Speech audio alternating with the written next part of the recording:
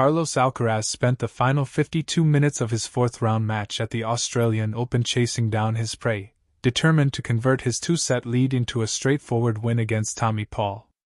As he worked hard to secure the decisive break in set 3, Alcaraz put together a flawless serving performance.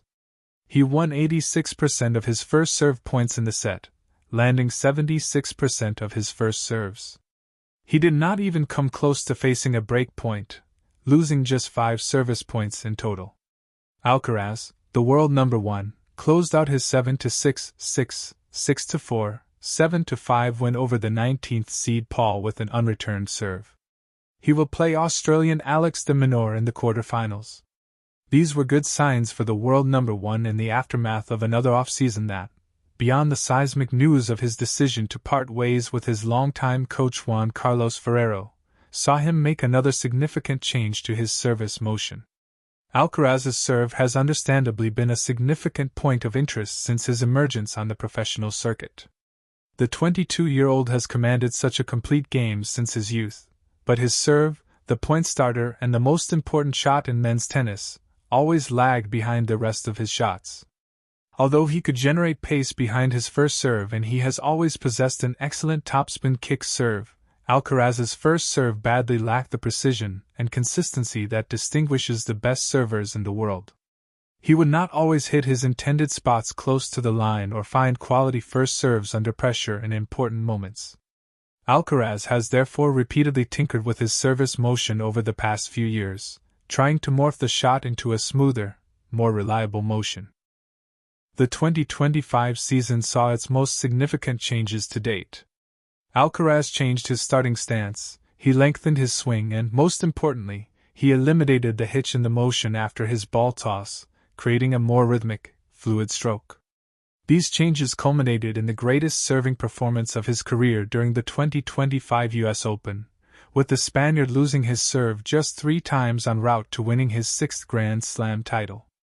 At times in New York, his serve looked indestructible. It was reasonable to assume that Alcaraz would simply look to fortify those changes in the off-season.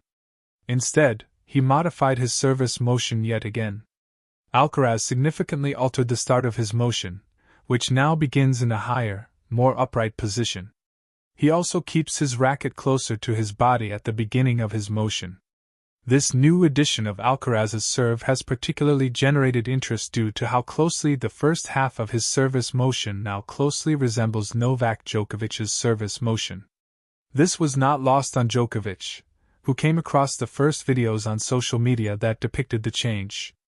The pair have a great relationship, so Djokovic's first reaction was to send Alcaraz a playful text.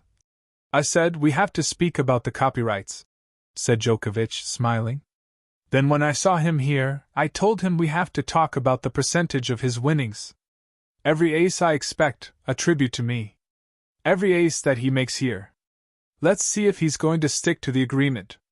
Djokovic's serve is one of the most underrated shots in the game, its excellent precision and consistency playing a large role in his continued longevity. Using his easy motion as a reference point is a smart decision. However, while Alcaraz has played along with the many jokes that have followed, he insists that he did not specifically copy Djokovic. "I wasn't thinking about making the same serve as Djokovic," he said. "But at the end, I can even see the similarities." A few details make this a fascinating decision. Rather than these changes occurring as a result of Samuel Lopez taking full control as Alcaraz's head coach, Alcaraz says he autonomously changed his service motion. He then later showed those changes to the rest of his team. This is unusual. When tennis players usually make technical changes, they are either initiated by a coach or executed in conjunction with a coach. Alcaraz's method reflects how much he works on instinct, and how his feel for the game is one of his greatest strengths. It also shows the confidence Alcaraz has in his own decision-making as he continues to grow and mature. There are some tennis players who believe technique is solidified in their formative years and they believe it is inadvisable to make significant changes once they are established professionals. Alcaraz is not one of those players. He believes in making constant changes and tinkering his game to ensure that he is always improving. "Let's see how it's going to be this year," he said. Probably you're going to see another change. I don't know if in the next months or at the end of the year. I just make constant changes in every shot. It's just about really small details. The motivation behind this latest change is clear. As Alcaraz continues to inch closer to his goal of becoming the youngest man in tennis history to complete the career Grand Slam, he hopes his smoother, more fluid service motion will allow him to further establish himself as an all-time great.